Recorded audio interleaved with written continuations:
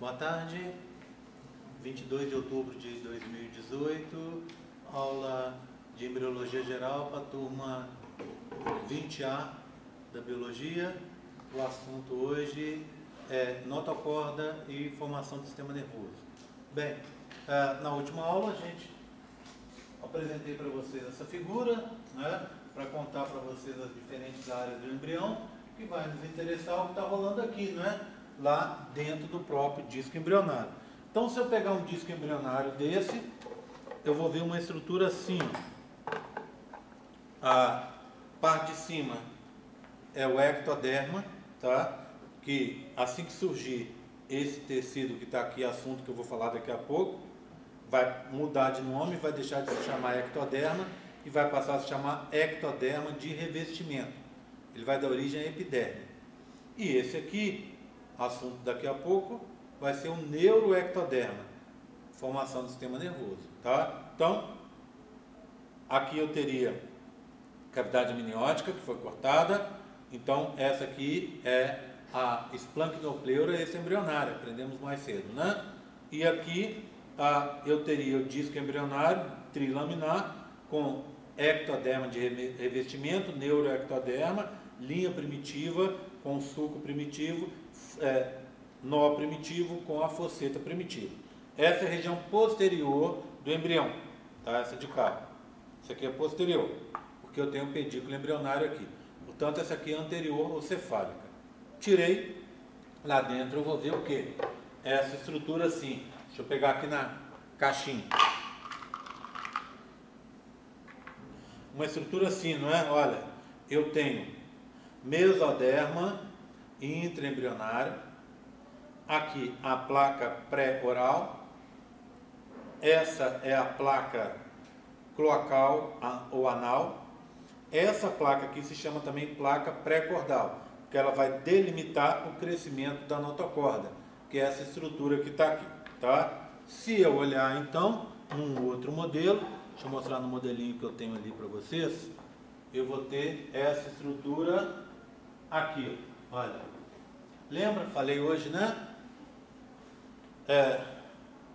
Mesoderma intraembrionário lateral, área cardiogênica, mesoderma intraembrionário intermediário, gononefrótomo, mesoderma intraembrionário dorsal ou paraxial. Se chama paraxial porque ele está ao lado da notocorda. Placa cloacal e placa oral ou pré-cordal. Se chama pré-cordal porque, ó, olha a notocorda, ó, ela entrou e veio para frente. Então tá aqui, ó. Tá vendo ela? Ela não consegue ultrapassar essa região da placa pré-oral. Por isso a placa pré-oral também se chama placa pré-cordal, porque limita o crescimento da notocorda. Bem, o que é essa notocorda tão falada, né? A gente ouve tanto falar dessa notocorda. O que seria esse negócio? A notocorda é uma estrutura de sustentação. O que ela vai fazer? Ela vai ser a primeira estrutura ou uma das primeiras estruturas de sustentação do embrião. Por que eu ia falar que ela seria a primeira e depois eu mudei o discurso? Porque no início o embrião é sustentado por água. Você tem água no saco vitelino, água em cima na cavidade amniótica e água dos lados, no celoma extraembrionário.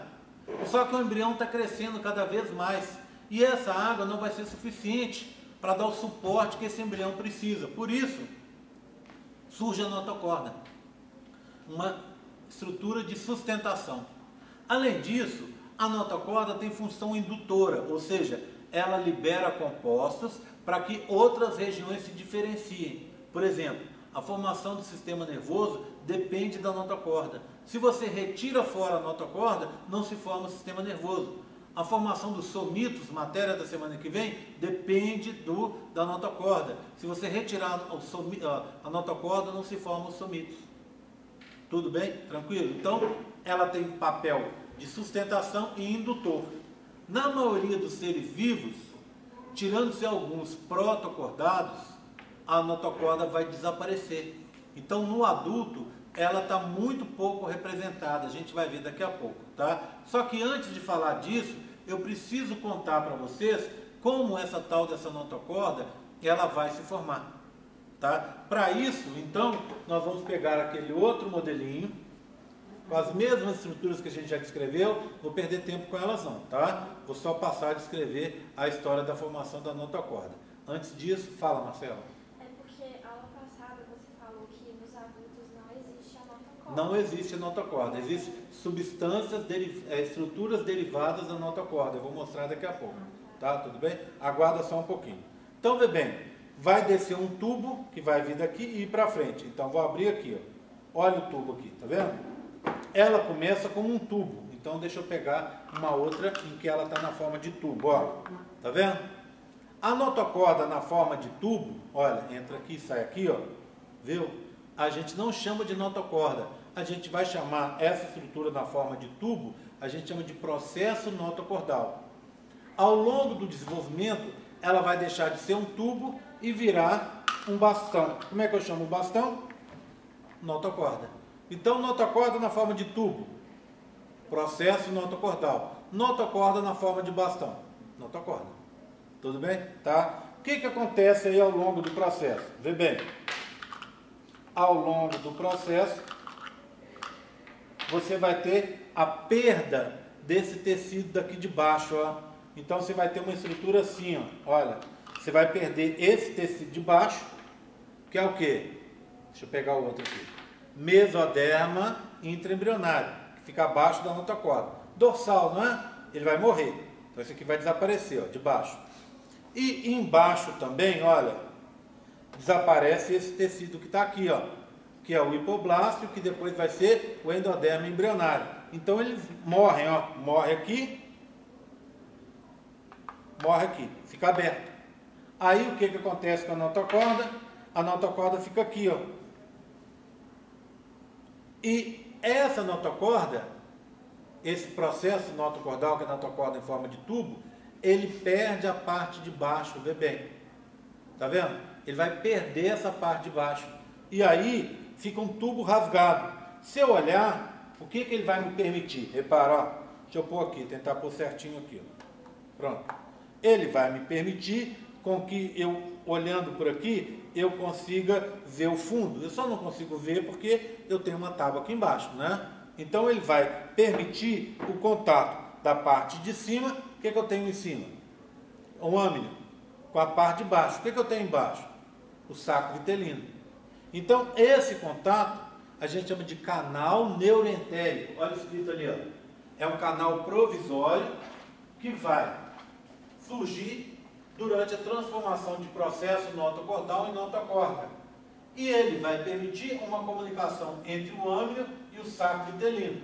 Acredita-se que ele sirva para isso, para permitir com que compostos que estejam no âmino alcancem o saco vitelino e compostos que estão no saco vitelino alcancem o âmino. Pode ser que ele sirva para isso. Então essa parte acontece antes de ser notocorda mesmo? Antes de ser notocorda, na transformação da notocorda.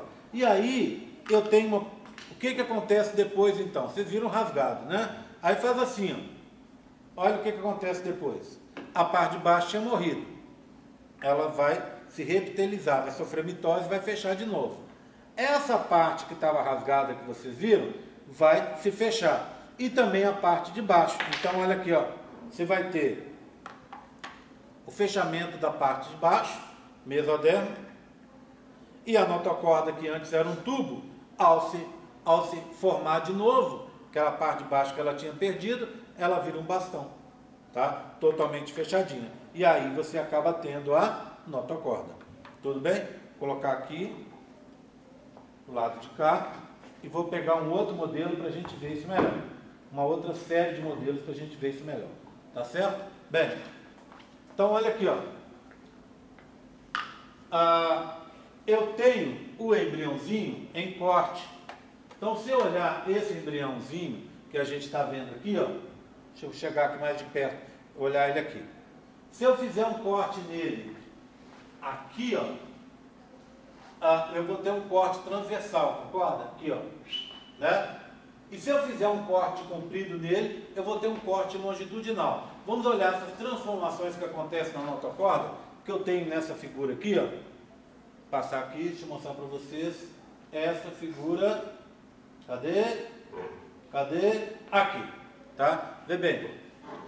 Então, vou começar primeiro com o corte longitudinal, tudo bem? Que é esse que está aqui. Olha, eu tinha então no começo essa estrutura aqui, ó. Deixa eu achar ela. Essa aqui, tá? Olha aqui, ó.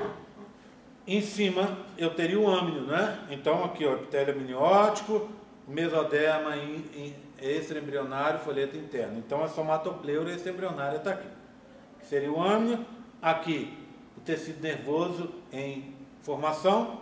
Aqui a notocorda, ela desce da região do nó primitivo e vem para frente, até parar lá na placa pré-oral.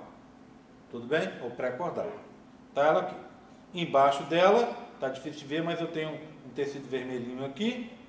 E embaixo desse tecido vermelhinho, um tecido laranja. O tecido vermelho é o mesoderma intraembrionário, dorsal. E o laranja é o endoderma embrionário. Tudo bem? O que acontece? Essa parte de baixo, o mesoderma e o endoderma começam a morrer, tá vendo? Estão morrendo, abrindo os buracos. Passa um pouco, eu vou ter essa estrutura aqui, ó. Vê bem. Morre o endoderma e o mesoderma. E aqui está o tubo, tá vendo? O tubo está aqui. O que acontece? Essa parte de baixo do tubo também morre, ó. E aí eu tenho um canal que liga a parte de cima com a parte de baixo. Ou seja, o âmino com o saco vitelino. Esse canal é o canal neuroentérico, tá vendo? É um canal provisório. Por que ele é provisório? Porque vai passar um tempo, a gente vai ver isso aqui, ó. Começa a reptilizar, ou seja, olha, o endoderma embrionário e o mesoderma, o vermelho e o amarelo e o laranja, começam a se formar. Aqui também começa a se fechar, mas o tubo não vai permanecer como tubo, ele vai se fechar totalmente e virar um bastão. Passa um tempo, eu vou ter uma estrutura assim, ó. Cadê ele? Aqui mesmo, né? Aqui, ó. Eu vou ter uma estrutura totalmente fechada, tá vendo? Um bastão. Esse bastão é a notocorda, tá? Ok? Então, antes era um tubo, processo notocordal, desapareceu o canal neuroentérico, virou um bastão, notocorda. Ok? Tudo bem? Tranquilo? Tá?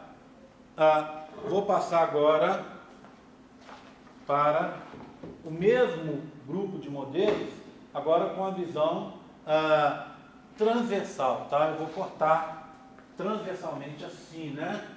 Para a gente poder ver. Então, olha aqui, ó. Você tinha embaixo, você tinha aqui antes, olha, um tubo com laranja e com vermelho. Está errado aqui o desenho da menina, fez errado, tá vendo? Laranja seria por baixo, aqui onde está o vermelho, e aonde ela botou laranja seria vermelho, tá? Eu vou pedir para ela repintar isso aqui pra gente. Está errado, tá vendo? Tá? Então, olha aqui, ó, é um tubo. Como é que chama esse tubo? Processo notocordal. Você perde essa parte daqui e perde essa parte de baixo do tubo, tá vendo? Perde isso tudo. Aí, passa um tempo, você vai começar a refazer essa região. Ficou primeiro aberto, tá vendo? Ele vai começar a ser refeito e volta a ser o que era antes.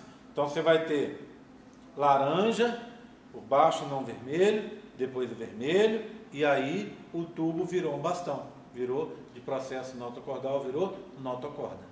Tudo bem? Tranquilo? Tá? Então esse é o processo de formação da notocorda que eu precisava explicar para vocês.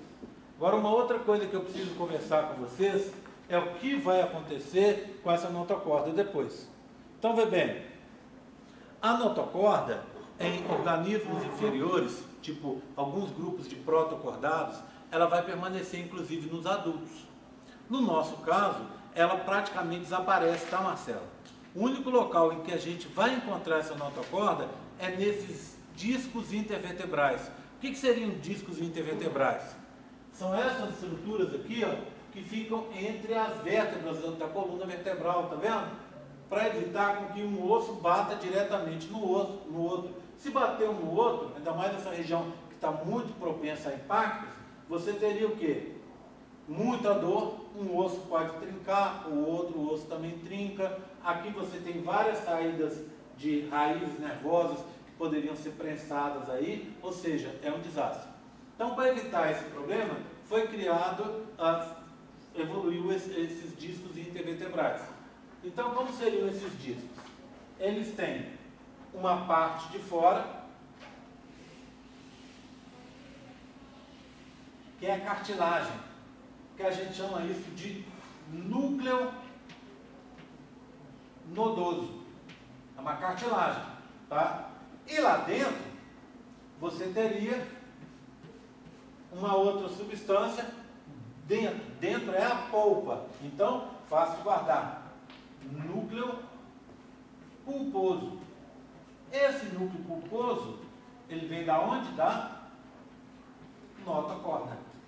Então, no adulto, a única substância que vai ser, a única região que vai ser originada na notocorda é esse núcleo pulposo. Toma cuidado, porque esse é um daqueles enganos comuns na embriologia. Muita gente diz que a notocorda gera coluna vertebral, o que é mentira. Ela gera essa almofadinha. Eu gosto muito de usar a imagem desse núcleo aí, desse disco intervertebral, como se fosse um babalu, aquele chiclete. A parte de fora dele, que é o chiclete propriamente dito, seria o núcleo nodoso. E aquele creminho que tem lá dentro seria o núcleo pulposo, que vem da notocorda. Para que serve essa estrutura? Para absorver os impactos, para não deixar uma vértebra da coluna vertebral bater na outra. Tá? Se acontece algum problema com esse disco intervertebral, é o que a gente chama hérnia de disco, não é isso que está ali? Ó. O que acontece com a hérnia de disco?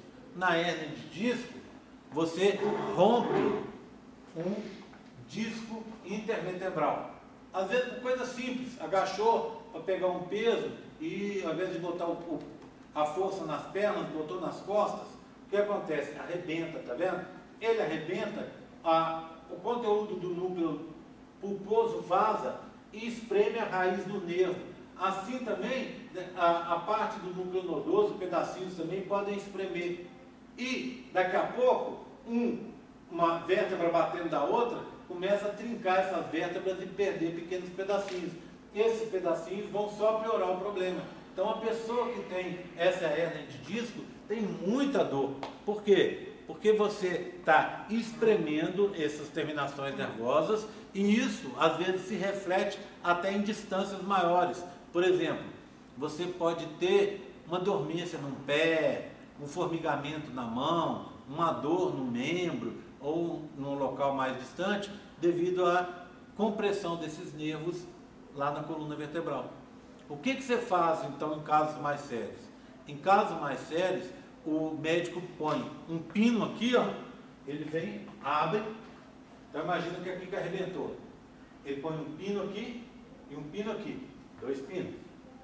E entre eles ele põe um espaçador, para evitar com que essa vértebra fique em contato com a outra. Ele abre, lá limpa isso aqui, retira os pedacinhos que estão espremendo a raiz nervosa, retira tudo, vem e põe esses espaçadores. É uma cirurgia complexa, muito dolorida, né? E que muitas vezes não dá certo. Então, às vezes, o cara tem que refazer a cirurgia porque não resolveu o problema. Tá? Então, guardaram? Notocorda, papel, sustentação e indução. A formação passa pela transformação de processo notocordal em notocorda, de um bastão para um tubo. Para isso você tem aquele canal provisório que é o canal neuroentérico. Tudo bem? Por último, o que a notocorda forma? Notocorda vai formar o núcleo pulposo do disco intervertebral. Guardando isso, está suficiente para mim. Tranquilo, gente? Alguma outra dúvida sobre notocorda? Posso seguir? Bem, eu tenho mais 2 modelinhos sobre notocorda, muito importantes para mostrar para vocês. Cuidado com esses modelos, tá? Porque são modelos, deixa eu voltar aqui, ó. Eu tenho um zoom dele aqui para vocês entenderem o que eu estou falando. Olha aqui, ó. Esses 2, tá? Vou dar um zoom nesse de cá e depois eu dou um zoom no outro, tá bom? Então, esse aqui. Lembra nossa convenção? Como não tem sincício, Esse é o cito trofoblasto, mesoderma extraembrionário, folheto externo. Somatopleura extraembrionária, não é? Tudo bem? Celoma extraembrionário. Celoma extraembrionário aqui, tá? Epitélio amniótico, que não está mostrado aqui, falha do modelo, tá? Endoderma extraembrionário. Então, se eu pegar aqui ou aqui, eu estou pegando na esplancnopleura extraembrionária. O que eu tenho aqui? O disco embrionário trilaminar. Em cima, olha aqui, eu tenho em branco o ectoderma. O azul é o nó primitivo. O buraquinho do nó, a fosseta primitiva. Daqui a pouco eu passo para vocês verem.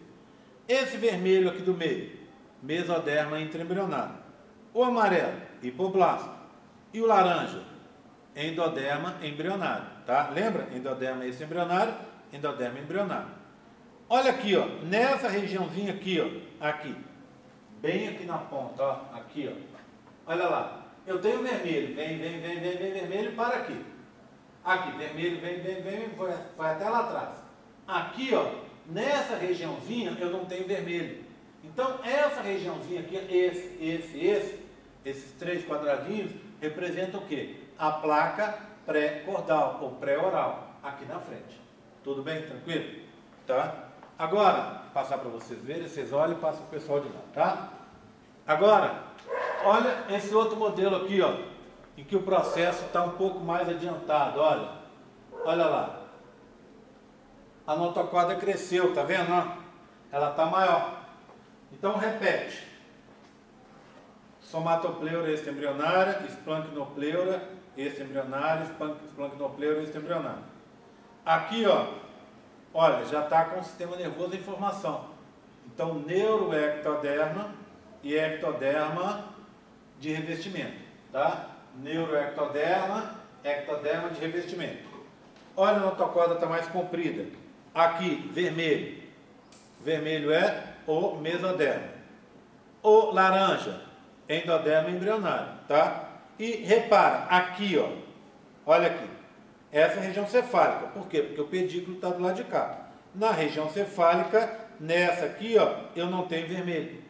Então, se eu pegar essa região que está aqui, ó, só esses dois aqui, é a placa pré-cordal, ou pré-oral. Olha lá, ó. E a frente?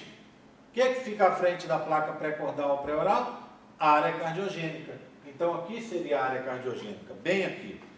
Área cardiogênica, placa pré-oral ou pré-cordal. Cuidado com isso, tá? Tudo bem?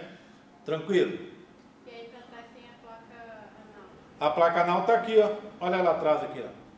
Bem atrás, tá? Então, nesse modelo, ele fica complicado, porque se eu marcar aqui, ou aqui, ou aqui, tem áreas específicas que você tem que saber, tá?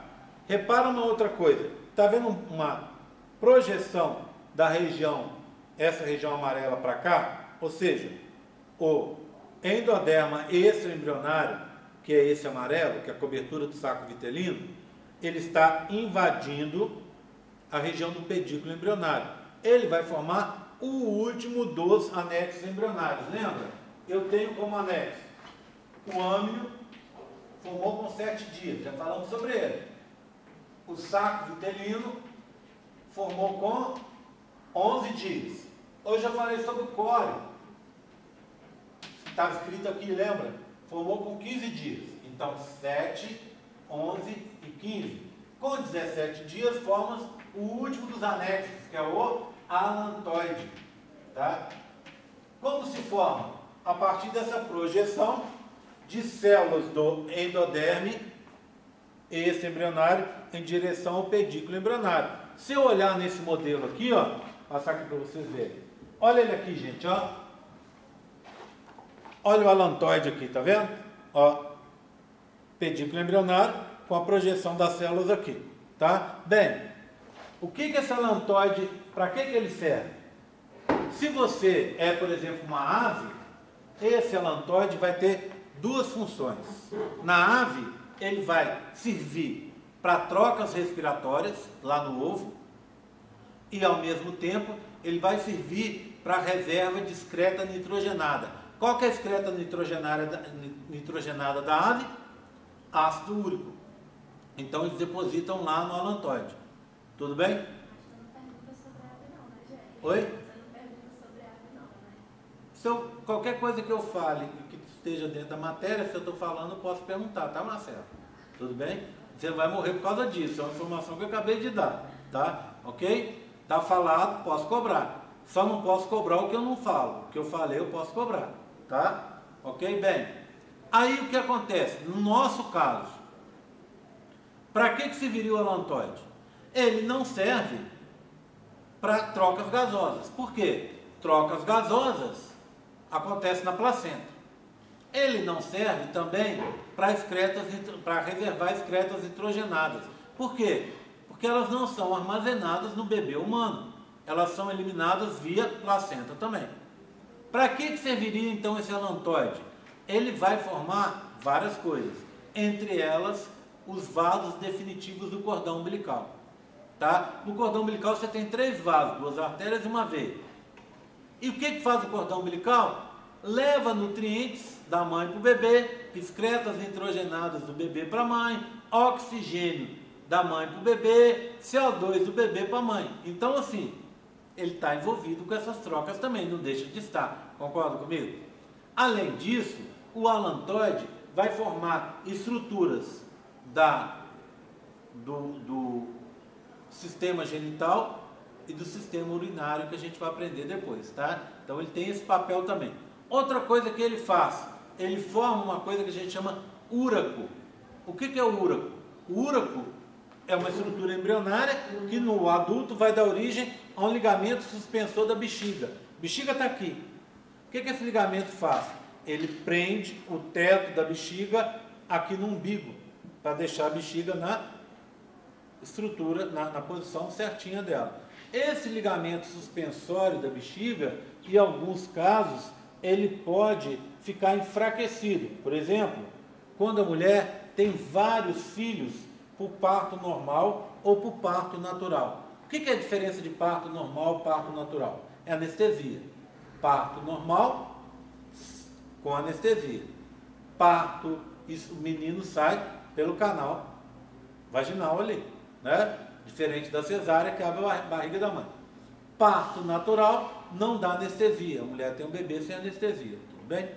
Bem, o que acontece? Toda vez que o bebê vai passar pelo canal do parto, você força muito a bexiga. E se a pessoa tem vários partos normais, vários são quantos? 2, 3? Não.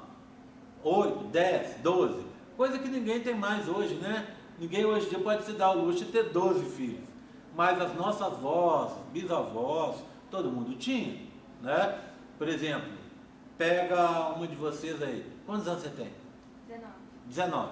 Com 19 anos, se você fosse sua avó, sua bisavó, você já teria aí uns 6 filhos, tá? O pessoal começava cedo. Então, imagina, 6 filhos, possível estar aqui estudando, né? Então era outro ambiente, outra história, outros costumes e tal.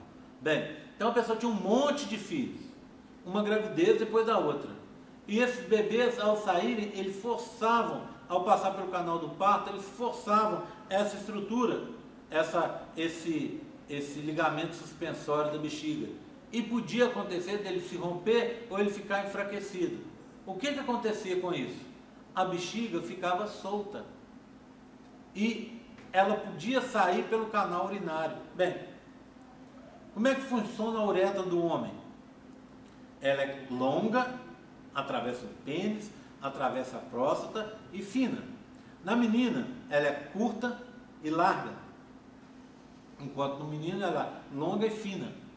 Então, quando essa menina que teve esse ligamento enfraquecido, ela estava com a bexiga vazia, o que podia acontecer? Essa bexiga pode sair para fora. Ela sai pelo canal da uretra e em casos mais graves, ela pode ficar assim, ó.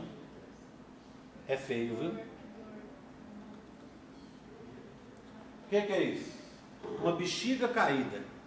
O que você está vendo aqui para fora é a parte de dentro da bexiga. É a parte de dentro, tá? Imagina, é um saco, ficou vazio, sem urina, aí ele fica mole, como não tem nada para segurá-lo em cima, a tendência é ele acabar escorregando e passando por aquele canal que é largo e curtinho. E aí dá isso aqui que vocês estão vendo. O que faz esse cara? Imagina, tem que empurrar ele para dentro. Como é que empurra? É assim mesmo, com o dedinho, empurra ele para dentro. Tá? Vai empurrar ele para dentro. Bem, toda vez que descer? Toda vez que descer. Então, o que essa mulher tem que fazer? Duas coisas. Primeiro, procurar estar sempre com líquido na bexiga. Por quê? Bexiga cheia ele não sai, concorda? Tá? O líquido não deixa sair. E procurar um médico, uma ajuda médica. O que o médico faz? Coisa simples. Ele faz um buraquinho no umbigo, faz um outro buraquinho, faz por laparoscopia hoje, 2 buraquinhos pequenininhos. Dá 1 pontinho, 2 pontinhos cada um depois, só enfia lá uma câmara e mais equipamento ali cirúrgico. Ele puxa esse ligamento, sutura o ligamento se for necessário, cauteriza, prende o ligamento no local correto e não vai ter mais esse problema. Tá? Mas aí pelos interiores de Minas aí, ó, e do Brasil afora, a gente infelizmente ainda tem mulheres que ainda tem esse problema de bexiga caída até hoje. Tá? Então, só para ajudar vocês a lembrarem para que serve esse tal desse ligamento suspensório, que vai vir do úraco, que por sua vez vem do alantoide. Tudo bem? Tranquilo? Bem, seguindo então, hein? Vou voltar para a minha apresentação. Tudo bem com esses modelos? Cuidado com eles na prova, tá? Vão cair sim. Esse aqui nós já vimos, aqui já vimos também, aqui já vimos, né? Já falei sobre isso. Alguma dúvida sobre notocorda? Tranquilo? Alguma dúvida sobre alantoide? Tranquilo? Vamos falar então sobre formação do sistema nervoso? Vamos lá, hein? Vou guardar isso aqui, passar para lá. Só preciso lembrar o seguinte. Só um segundinho, gente. Ai, o que é isso? Quase que eu fiz um desastre gigantesco. Vou deixar aqui, deixar isso de fora. Esse aqui eu vou levar e vou ver se eu trago quarta-feira. Eles precisam ser repintados e sofrer umas arrumaçõezinhas. Então eu deixo aqui para eu poder lembrar, tá? Pronto, deixa aqui quietinho. Bem, pronto, resolvido, tá? Deixa eu falar então sobre formação do sistema nervoso agora, tá? O sistema nervoso é a estrutura mais complexa que existe no universo. E óbvio, ela se você for mexer, sobre a formação dele, você vai gastar muito tempo. Por exemplo, eu poderia dar um curso inteiro sobre formação do sistema nervoso, de embriologia sobre formação do sistema nervoso, tá? Mas não é isso que nos interessa. O que nos interessa aqui é falar sobre a formação básica do sistema nervoso. Então vamos começar assim. O sistema nervoso é o primeiro sistema a se formar. Ele se forma aí na segunda semana, começa a se formar. Mas é o último a se formar. Inclusive, algumas pesquisas atuais dizem que até na idade adulta o sistema nervoso está se formando e se remodelando. Se você for pensar no sistema nervoso, você teria os neurônios e as células da glia. Concorda comigo? Da neuróglia. As células da glia são células acessórias. Vivem de cuidar dos neurônios. Os neurônios, por sua vez, são células especializadas, que servem para transferir informação de um lado para o outro e para armazenar essa mesma informação. São 3 grandes grupos de neurônios. Os motores, que vão fazer a ação. Os sensitivos, que vão captar informações do ambiente e do corpo. Então, uma informação é captada pelo neurônio sensitivo, vai até o sistema nervoso e pode gerar uma reação desse sistema nervoso através de um neurônio motor, não é assim? No meio, entre um e outro, a gente tem os tais dos neurônios associativos, ou interneurônios. O que fazem esses interneurônios ou neurônios associativos? Eles fazem o meio de campo, vamos dizer assim, né? Quem gosta de futebol sabe que o jogador mais importante do time não é o goleiro, não é o zagueiro, não é o centroavante, é o meio de campo. Por quê? É ele que vai interligar a parte de trás com a parte da frente. Os interneurônios fazem isso.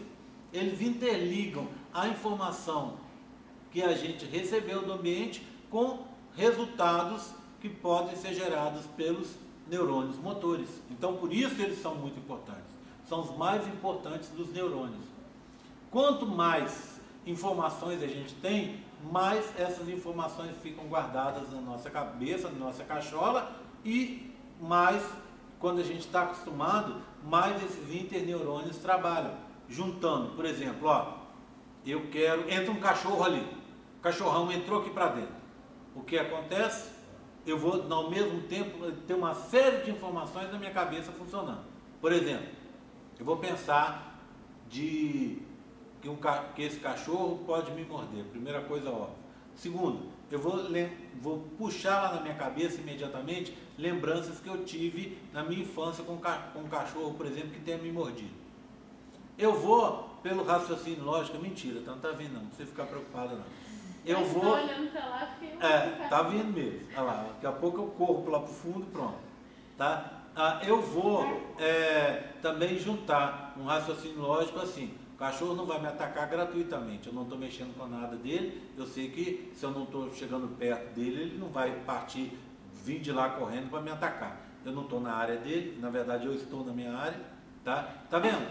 Então, aí eu vou juntar o seguinte: tá tendo um surto aqui de raiva canina, vamos dizer assim, tá?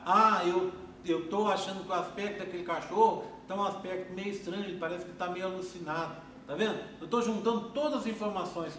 Quem está juntando essas informações? Os interneurônios. Estão catando tudo que eu sei. Puxou lá na minha Wikipédia lá, tudo que eu sei sobre cachorro nessa situação. O que eu tenho sobre cachorro nessa situação? E aí eu vou tomar uma atitude. Por exemplo, vou só simplesmente pegar o banco aqui e ameaçar jogar o banco nele, se ele vier. Ou vou dar uns gritos aqui para ele fugir. Vou primeiro dar os gritos e depois procurar me defender. Ou então vou subir no armário e deixar ele atacar vocês. Concordam comigo? Tá? Então tudo isso são informações que eu estou trabalhando no meu sistema nervoso. E quem faz isso são os interneurônios.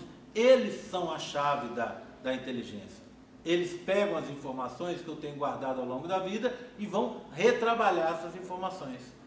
E aí muda um pouco essa história que a gente tem sobre inteligência. Inteligência antes era vista como guardar informações. Eu guardo mais que você. Eu vou estudar mais para guardar mais, vou aprender mais. Mas se eu não sei usar, na hora que o cachorro entrar, se eu não sei usar, eu sou menos inteligente que você. Resultado, provavelmente você é vítima do cachorro, que eu vou tomar a decisão errada. Tá vendo? Então, inteligência hoje é vista assim. É o jeito que você usa as informações que você tem. Quanto mais inteligente, melhor você sabe usar as informações. Mas esse uso é inconsciente. Não, é inconsciente, porque você junta tudo aquilo ali. Quando você toma uma decisão, você já pensou em tudo isso. Concorda? Às vezes você pensou muito rapidamente, às vezes até inconscientemente. E às vezes consciente, no nível consciente. Então você retrabalhou tudo aquilo. E na sua vida é assim. Por exemplo, você está assistindo minha aula.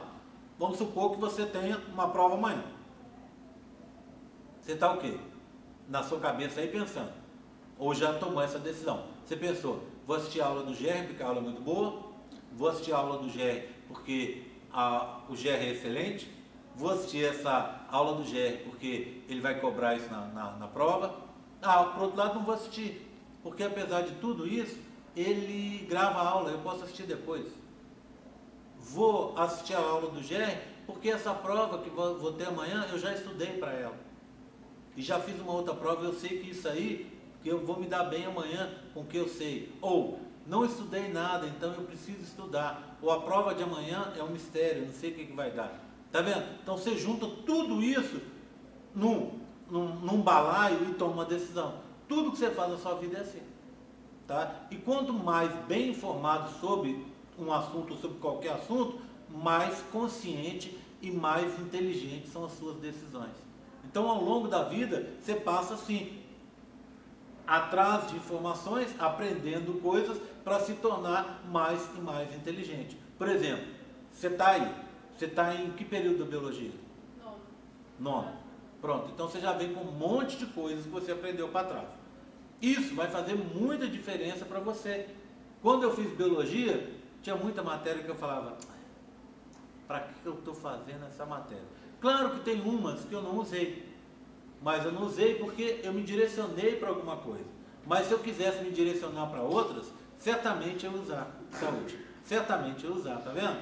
Então, assim, esse tipo de conhecimento que a gente vai amealhando ao longo da vida, saúde, ele vai fazer diferença para a gente. Eu, por exemplo, já contei essa história algumas vezes, né? Eu nunca achei que eu fosse dar aula de embriologia. Nunca. O mais perto que eu cheguei de embriologia, assim, foi assistir às aulas com muita má vontade, minha na época, né? E achei o negócio, achava interessante, mas não tinha aquele afinco para aprender. Fui, estudei e tal, tirei uma boa nota, etc, etc. Era da ecologia, acabei partindo para outros caminhos e estou aqui dando aula de embriologia, tá vendo? Ou seja, a gente não sabe o dia do futuro, a gente tem que estudar. Quanto mais a gente estudar, melhor profissional a gente vai ser. Porque, por exemplo, hoje, eu sou da embriologia, cito e isso, dou aula também, tá? Já dei aula das mais diversas coisas, porque eu fui professor da Estadual de Minas, e lá dei aula de fisiologia, dei aula de genética, dei aula de muita coisa. Só não dei aula uma vez que o diretor da faculdade, eu dava aula na engenharia. O diretor da faculdade virou para mim, eu dava aula de ecotoxicologia, produtos tóxicos no ambiente. Olha só, nada a ver comigo, tirando o fato que tem um apelo ecológico e tal, mas tem um aspecto muito mais químico muitas vezes, né? Dava aula disso. E como o cara viu que eu tinha possibilidade de dar aula de muitas coisas, toda vez que tinha um espaço ele me dava aula. Aí um dia ele chegou para mim e queria que eu desse aula de cultura de milho. Eu falei, aí não, né? Eu falei, sabe por que eu não posso dar aula de cultura de milho? Falei com ele. Porque todo professor tem a gente tem a seguinte coisa para a gente está à frente do aluno um pouco. Quanto mais a gente aprende, mais distante a gente fica. E quanto mais distante a gente fica, menos aperto a gente passa na vida. Né? Por quê? Porque o aluno vai estudar e ele vai tirar as dúvidas. Hoje, por exemplo, em embriologia, eu sou capaz de responder muita coisa. Eu não sou capaz de responder tudo, mas muita coisa eu sei responder. Tá? Quando eu fui fazer o concurso de embriologia, eu passei aperto. Eu li os capítulos e falava, minha Nossa Senhora, da onde que vem isso? Isso aqui para onde que está indo? O que é isso? Aí fui fazer o concurso morrendo de medo, rezando, meu Deus, cai a histologia, citologia que eu vou me dar bem. Se cair embrio, eu vou passar aperto. Foi assim. Aí o que acontece? Quando o cara vem me dar aula de cultura, me oferecer aula de cultura de milho, eu falei com ele, não posso. Mas por que você se dá bem e tal? É só enrolar os alunos, você dá uma lida lá e chega lá e conta para os alunos e tal, o que você leu? Eu falei assim, olha, isso é um problema. Sabe por quê? Que eu vou estar a meio passo à frente dos alunos e talvez a 2 passos atrás de alguns, que o cara já trabalha com isso. O cara vai me perguntar um monte de coisa, eu não vou saber. Eu não quero passar essa vergonha, me desculpe. Ecotoxicologia, eu já estudei, eu sei, pelo conhecimento que eu tenho de ecologia, eu sei me virar, mas em relação ao cultivo de milho, você esqueça, eu falei isso com ele. Então, assim, a gente vai aprendendo ao longo da vida. E tudo que a gente aprende é um ganho a mais. E as pessoas descobriram, fizeram uns experimentos, umas pesquisas, e descobriram que quanto mais você aprende, mais você retarda o seu envelhecimento. E óbvio, quanto mais você aprende, maior qualidade de vida você vai ter. Por quê? Por exemplo, você está no 9º período, está formando mais do que 1 ano? Nem isso, né? Não. Pois é, aí está formando. O que você está pensando? Um mestrado, tá vendo? Quem está... Que período você está? Terceiro. Você está pensando no curso, por enquanto. Ela já está pensando no mestrado. Mas você, no 3º período, você já tem que pensar no mestrado. Já tem que pensar no doutorado. Com calma, escolher o que você quer. Do mesmo jeito que você está pensando no mestrado, mas já pensando talvez no doutorado. Se tudo der certo, vou fazer um doutorado. Tudo isso a gente tem que pensar ao longo da vida. Você tem que sair daqui, ter um pensamento para daqui a 5 anos, 10 anos. É isso que você quer. E o que você quer daqui a 10 anos? Profissionalmente eu quero tal coisa, eu quero ter minha família, quero estar casada, quero estar casado, quero ter um filho, quero ter minha casa. Essa parte econômica, essa parte financeira é muito importante. Tá? Quando a gente está na graduação, tudo é bacana. Eu lembro que eu vivia acampando, não tinha dinheiro, mas eu pegava um ônibus, pegava carona, ia para Paraty, ia para outros lugares, acampar. Ficava lá, né? Comida virava de qualquer jeito, a gente ia se virando e pronto, passava assim, tranquilo.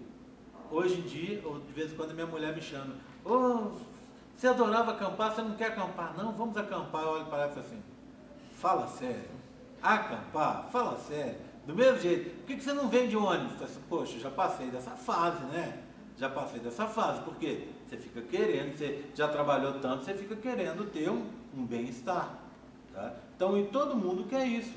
Todo mundo. Daqui a pouco vocês vão querer ter o carro de vocês, vão querer ter a casa de vocês, vão querer, se não querem agora, porque simplesmente está relevando, mas isso é uma coisa legal, você chegar a ter seu cantinho, né? Você chegar a ter seu carro para você ir e vir, ter dinheiro para você viajar, tudo isso é importante. E isso a gente começa a construir agora, tá? No 9º período, no 3º período, é aí que você começa a construir isso. E como é que você constrói? Botando aqueles tijolinhos que começam com o seu CR. Toda matéria que você faz, você tem que ter o melhor possível. Você tem que ter um currículo melhor possível para conseguir entrar no mestrado, para conseguir fazer um estágio, um Ciências Sem Fronteiras, para fazer um doutorado de sanduíche, para fazer um doutorado fora, para fazer um pós-doutorado, para entrar num concurso, numa universidade, para entrar num concurso na UFLA, que é o que você quer. Tudo isso é importante e tudo isso depende de você investir em você mesmo.